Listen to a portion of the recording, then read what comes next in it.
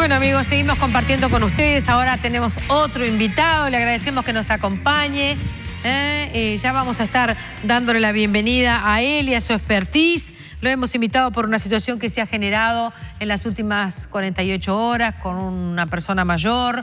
Cumplió 95 años ayer, internado en una institución de salud en categoría intermedio porque fue mordido por un perro. Una situación que ayer estuvimos compartiendo con ustedes en el marco de una charla informativa con su hijo. Así que le agradecemos a Pablo Seaviaga, veterinario, que nos acompañe. Gracias. Ya vamos a estar con usted. Bienvenido, doctor. Muchas gracias por invitarme. Buenas tardes. Bueno, antes decirles que, bueno, que vamos a intentar un contacto con nuestra compañera Lorena Bomio, pero que nuestra memoria nos hace acordar y se llama Los Molinos. Los Molinos, sí, el Observatorio Meteorológico del Colegio Pía. Bien, estaremos atentos a ello. Bueno, hicimos un contacto telefónico nuevamente hoy para saber cuál es el estado de salud de esta persona.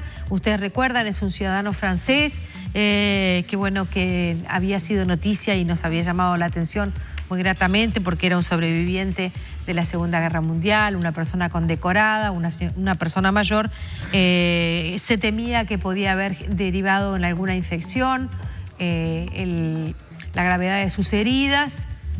Nos informa su hijo que efectivamente en una de sus muñecas se está llevando a cabo un cultivo, que en el día de hoy no se ha despertado, que su estado es reservado, que estuvieron trabajando sobre una de sus fracturas expuestas, pero que los médicos dicen que su situación no es fácil, que está en posibilidades de ser ingresado a CTI en las próximas horas. Una situación que se generó, bueno, por la mordedura de un perro pitbull. Doctor.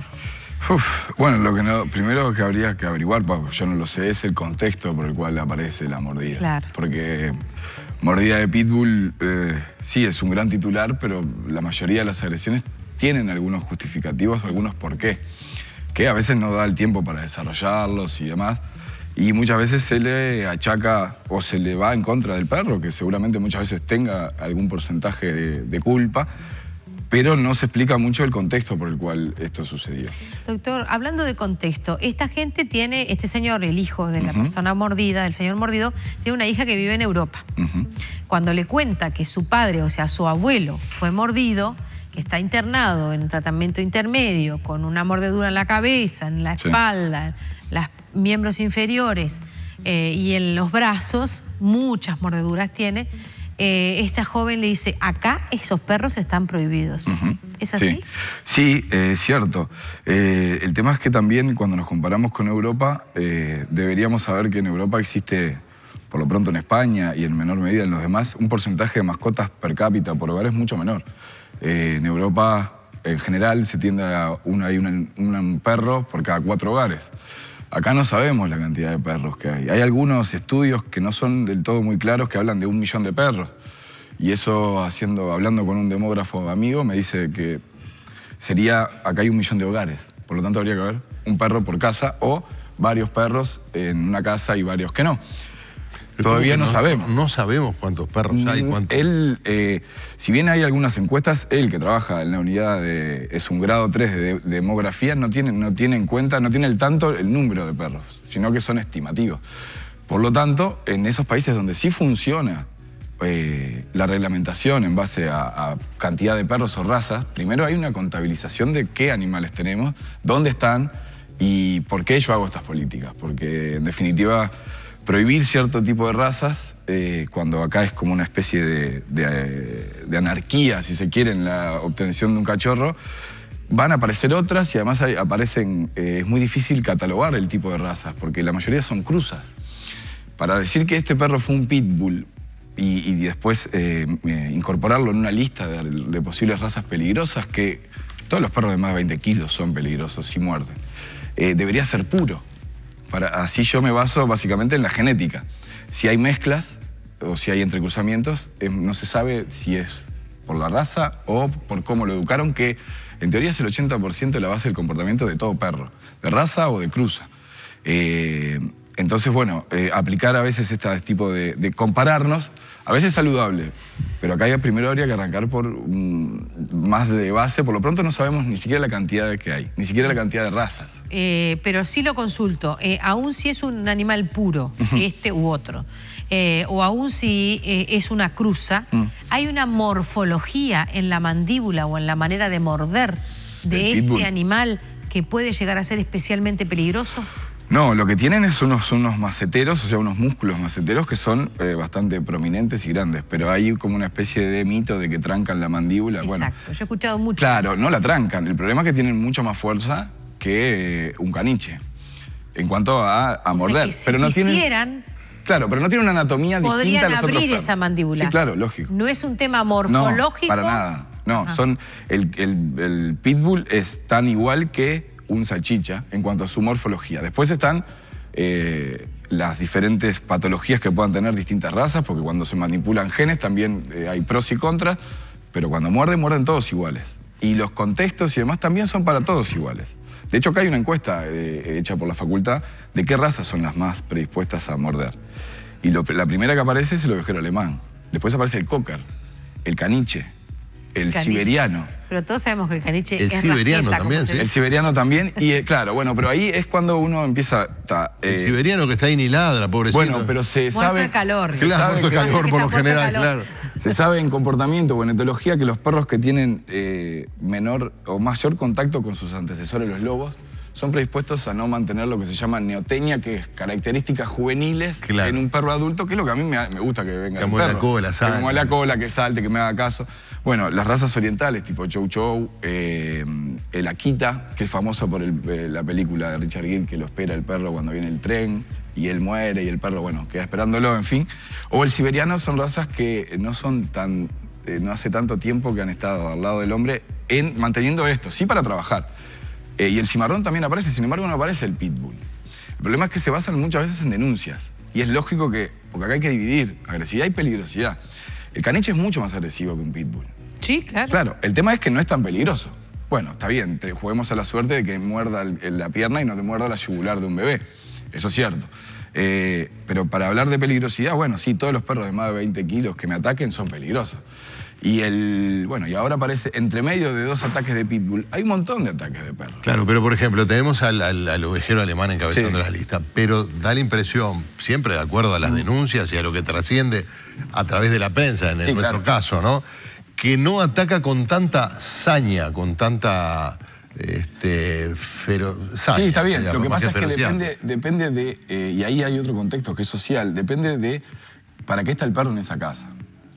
Si bien la mayoría de los ataques de pitbull se da en zonas que son a veces periféricas o problemáticas o en donde hay casas que el perro tiene bastante terreno como para recorrer. No hay mucho pitbull en zonas muy cercanas, o sea, no sé, en Positos. El problema está para qué yo lo quiero.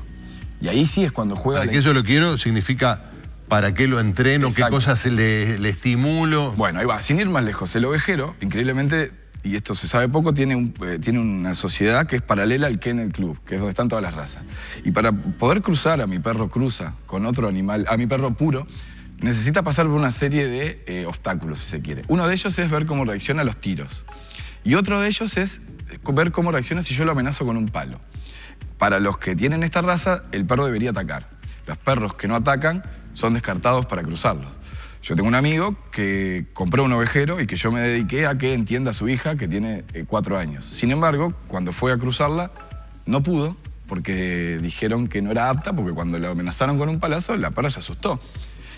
Por lo tanto, y él quería fomentar que muerda. Claro. A lo que yo voy y le digo, pero si tu hija agarra un palo, o una amiga de tu hija agarra un palo después, el perro no tiene manera de interpretar. Si le enseñamos a que con un palo tiene que atacar, quizá tu hija no, pero a la compañera capaz que sí. No, además si se selecciona a los que reaccionan, luego tendremos crías. Exacto. Es como una especie de... Porque no se sabe si bien la agresividad... yo no niego que existan genes.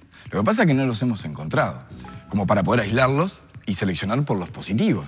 Entonces, por ahora, al no saberse, es lo que tú decís, bueno, si esta es mala y este es malo, se cruzan, la probabilidad de que sean más agresivos es mayor que si no lo son.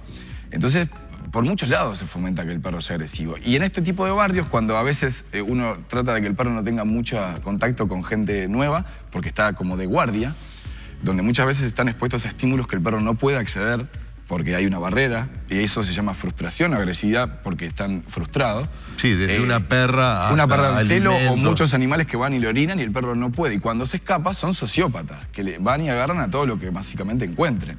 Y menos si no está acostumbrado a niños, que para el perro no tiene por qué saber que un niño es un ser humano chiquito. ¿Y por qué algunos animales sí lo saben? Porque muchas veces hay un periodo que se llama de sociabilización que va de 3 semanas a 3 meses. Del perro. Del perro, donde el perro ahí es una esponja. Y absorbe el cerebro, ¿no? Y absorbe todos los estímulos. ¿De 3 semanas? A 3 meses. Ahí hay que aprovechar. Ahí hay que aprovechar, pero los estímulos tienen que ser no en cantidad, sino en calidad. Si yo lo expongo a 4 o 5 niños de una manera disfrutable, es mucho mejor que si lo tiro en medio de una cancha de baby fútbol, porque ahí lo que sucede es no se habitúa, se sensibiliza. Quiere decir que le genera miedo. Claro. Lo mismo ocurre con las personas mayores, que tienen un caminar distinto, ¿sí? A una persona común. A veces tienen algún instrumento como para poder ayudarse, o muchas veces los paraguas, los cascos de moto. Te sacás el casco y te da un beso, pero te pones el casco y te quiere comer. Eso significa que, bueno, no sabe lo que es un casco. Entonces hay un periodo de tiempo en donde la injerencia nuestra es mucho más grande de la que uno cree. Por lo tanto, y ahí es donde habría que apuntar. Los perros que se adoptan a las 3 semanas o al mes, debería estar prohibido. Porque el perro ahí sí no sabemos qué estímulos recibió, qué no recibió los necesarios de la madre como para aprender, por ejemplo, a morder. A qué intensidad se muerde. Hasta ese punto. Hay perros que muerden... ¿De la madre de la perra? De la perra. Hay perros que muerden de determinada fuerza. Y no es porque sean brutos, sino porque no aprendieron lo que se llama mordida inhibida, que es, bueno, él juega con el cachorro, con el hermano, muerde fuerte y el cachorro llora. Y es la primera señal de parada que tiene un cachorro, porque hasta ahora hacía lo que quería. No solo llora el cachorro, sino que viene la madre y lo da vuelta y lo expone a una especie de humillación. Repetidos estos actos, el perro empieza a entender de que si no afloja, este llora y viene la madre y lo casca. Si nosotros adoptamos perros antes de los 30 días, esta inhibición no existe. Por lo tanto, el perro va a ser mucho más, cuando muerde va a ser mucho más vehemente porque no tiene una señal de parada clara. ¿Puede un pitbull vivir en un apartamento? No es lo recomendable, pero tampoco puede vivir un San Bernardo o un labrador o lo que sea. ¿Por qué? Bueno, porque necesita 40, 50 minutos diarios de ejercicio. También necesita el juego, que es independiente al ejercicio. El ejercicio gasta energía, pero el juego une. Lo que sí es muy recomendable es, bueno, si tenemos la prevalencia de las agresividades que son sobre todo jerárquicas, que es contigo, adentro de mi casa y demás, el 90% sean machos, por ejemplo, en todas las razas y en todas las cruzas. ¿Puede un Bull Terrier vivir en un apartamento? Pueden vivir el Bull Terrier, pueden vivir todos. El tema es si se acoplan a mi vida. Un caniche... ¿Y si muerde a un vecino? Pero el tema es que si muerde a un vecino, seguramente sea por la probabilidad que lo encontró. Pero si yo tengo una chacra y no hago absolutamente nada y vos venís a visitarme, seguramente te muerda. Lo que pasa es que la probabilidad de encontrar a un extranjero o a un extranjero para él es mucho menor. Sin embargo, muchos perros que yo atiendo o en cualquier veterinario atiende conviven y van caminando a la veterinaria y no necesariamente tienen esa especie de fijación como para el ser humano. Y menos, que el pitbull está hecho para atacar. El pitbull tiene una historia mucho más antigua de la que nosotros pensamos y de hecho, si bien se llama pitbull porque peleaba con toros en unas fosas, ¿sí? Después el pitbull dejó, eso se prohibió, pasó a Estados Unidos y era el perro niñera de Estados Unidos. ¿Esto qué quiere decir? Frente al patriotismo y demás ponían fotos de pitbull porque eran buenos con la familia. ¿Sí? Había como esa especie de arraigo. Hasta que, bueno, en los 80 fue tomado por pandillas y demás cuestiones, le cortaron las orejas, le pusieron unos pinchos y eso aumentaba la virilidad, si se quiere, de cada individuo y lo fomentaban a las peleas y a los ataques. Pero acá, cuando llegó, comenzó, pero también estuvo el Rottweiler, que ahora ya casi es historia, pero siguen habiendo Rottweiler. Los Doberman, que nos decían que el cerebro crece más allá de su cráneo, cosa que es imposible que eso suceda. O el ovejero, entonces va por modas. Ahora, ¿es cierto que el pitbull tiene más incidencia? No lo sé, porque las denuncias, estos estudios están hechos en denuncias. Puede ser muy peligroso, Sí, no es recomendable con niños, bueno, si tienen, sí, lógico. Pero no, si vamos a poner razas peligrosas, hay un montón de razas que quedarían afuera. Y lo que es peor aún, hay una lista entonces de animales no peligrosos. Porque si hay una lista de animales peligrosos y no está acá, bueno, yo voy por el labrador. ¿Se anima a hacer una lista de animales no peligrosos? Es que son todos, al igual que los peligrosos. Depende de cómo la peligrosidad... No, perdón, todos depende del tamaño del perro. Sí, está claro, pero si yo puedo tener un labrador que no está en la lista de animales peligrosos, pero si yo no lo estimulo a las visitas, si yo no estimulo a que son los niños, a lo que es un anciano, a lo que es gente con palos, y además va a ser tan o más agresivo que el peligroso. Porque el 80% del comportamiento del perro futuro depende del ambiente donde se eduque. Y el 20% es heredable. Difícil, ¿eh? Porque estamos conscientes de que la gente no lo ve de esa manera y no lo vive de esa manera. Déjenos ir a una pausa. ¿Cómo no? Muchas gracias.